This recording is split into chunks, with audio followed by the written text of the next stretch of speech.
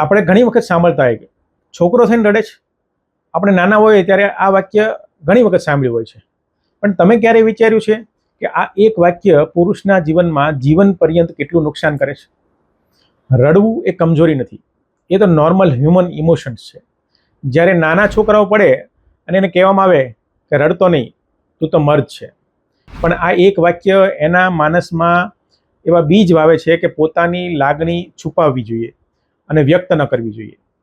વર્ષો પછી એ છોકરો જ્યારે પુરુષ બને છે ત્યારે બહારથી મજબૂત હોય છે પણ અંદરથી તૂટી જાય છે. તે ગુસ્સો બતાવી શકે છે પણ દુઃખ નહીં. એને કહેવામાં આવ્યું છે કે સંવેદના છે ને એ સ્ત્રીની વસ્તુ છે.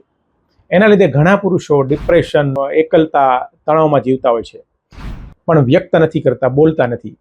મારા એક પેશન્ટનો દાખલો આપું કે 30 વર્ષનો એક યુવાન હતાશાથી પીડાતો હતો અને જ્યારે મને બતાવવા આવ્યો તો તરત જ એ રડવા માંડ્યો કે સાહેબ, હવે આ એક્ટિંગ કરીને થાકી ગયો છું, મારે અંદરથી રડવું છે પણ રડી નથી શકતો.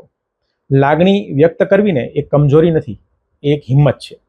જો તમે પિતા, ભાઈ કે મિત્ર છો તો તમારી આસપાસના છોકરાઓને કહો કે તમે પણ રડી શકો છો. તો ચાલો એક આપણે નવી જનરેશન બનાવીએ કે જેમાં બોયઝ ડોન્ટ ક્રાય નહીં, પણ બોયઝ કેન ક્રાય કહેવામાં આવે.